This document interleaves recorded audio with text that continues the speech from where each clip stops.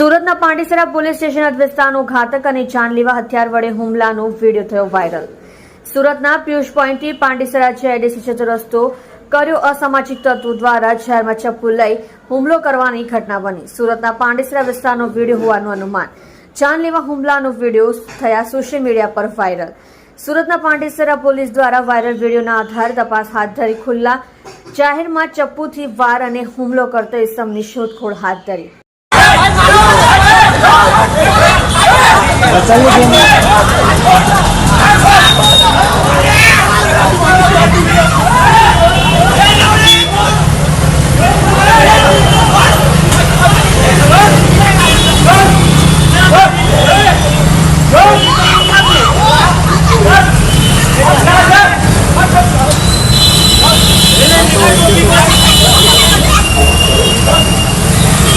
તમે જોઈ રહ્યા છો કેપી ન્યૂઝ ચેનલ રફીક શેખની સાથે।